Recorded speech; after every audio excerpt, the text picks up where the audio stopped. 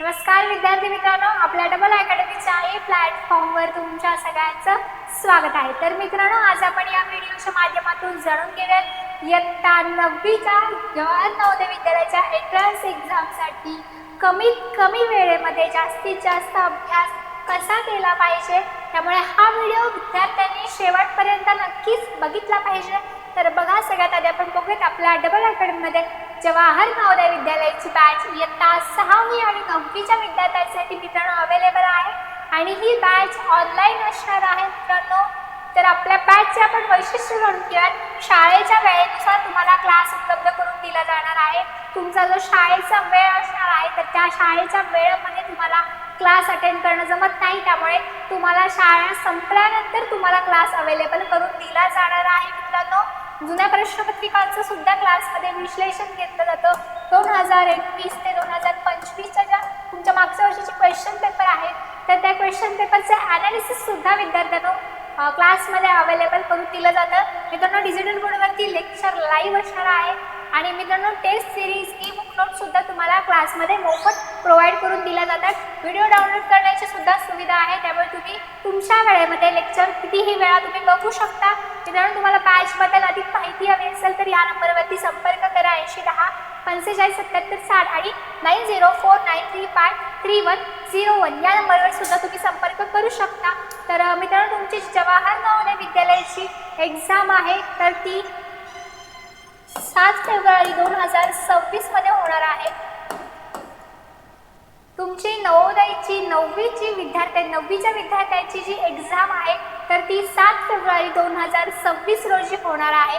तर ह्या एक्झामसाठी खूप कमी वेळ आहे, तर या कमीत कमी वेळेमध्ये जास्तीत जास्त अभ्यास कसा केला पाहिजे तर ते आपण ह्या व्हिडिओच्या माध्यमातून बघणार आहोत। तर बघा मित्रांनो, तुमचा पहिला आहे तो म्हणजे स्मार्ट स्टडी। स्मार्ट स्टडीवरती जास्तीत जास्त लक्ष द्या, स्मार्ट स्टडी करा तर तुमचा नवोदयमध्ये निवड होणार आहे। तर फक्त वाचत राहिल्याने तुमचा काहीच अभ्यास होणार नाही।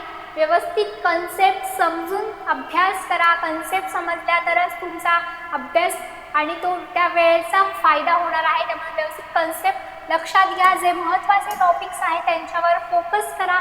मागच्या वर्षीचे क्वेश्चन पेपरचं ॲनालिसिस करा। 2021 ते 25चे जे मागच्या वर्षीचे क्वेश्चन पेपर आहेत तर त्यांचं ॲनालिसिस करा। त्या ॲनालिसिसमधून तुम्हाला कळणार आहे कोणत्या घटकांवरती जास्तीत जास्त क्वेश्चन्स विचारलेले आहेत आणि त्याच घटकांची तुम्ही जास्तीत जास्त तयारी केली पाहिजे, तरच तुमचा सिलेबस पूर्ण अर्धा तरी कव्हर होणार आहे।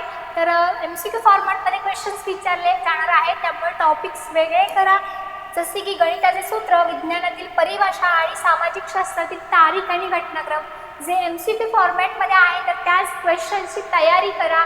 कारण या एक्झाममध्ये MCQ टाईप क्वेश्चन्स म्हणजेच बहुपर्यायी क्वेश्चन्स विचारले जातात, त्यामुळे तुम्ही MCQ टाईपमध्येच अभ्यास करा।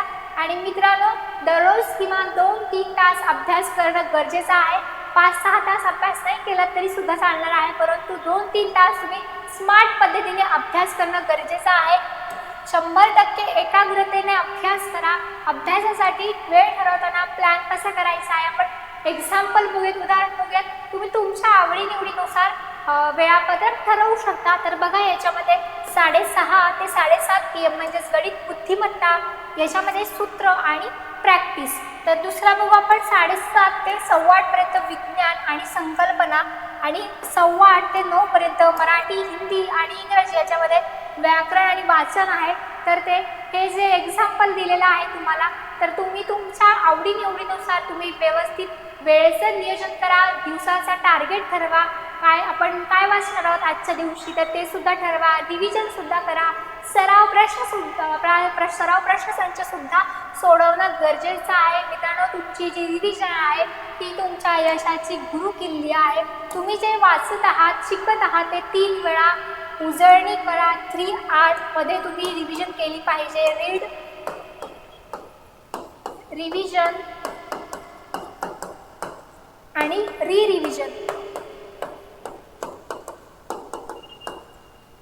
तुम्ही 3 वेळा रिव्हिजन केली पाहिजे, उजळणी केली पाहिजे, तरच तुमचा अभ्यास लक्षात राहणार आहे।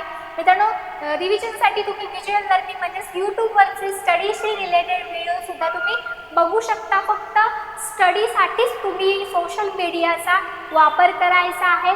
आणि मित्रांनो, पहिल्यांदा वाचाल तर समजेल, दुसऱ्यांदा वाचाल तर लक्षात आहे आणि तिसऱ्यांदा वाचाल तर तुम्ही कधीच विसरणार आहे. तुम्हाला पेपरमध्ये सुद्धा व्यवस्थित आठवणार आहे.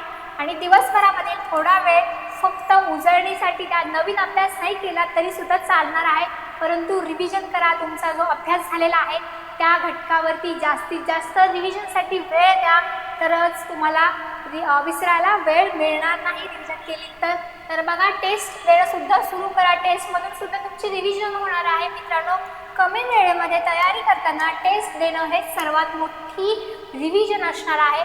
टेस्ट नंतर स्वतःचं मूल्यांकन करा.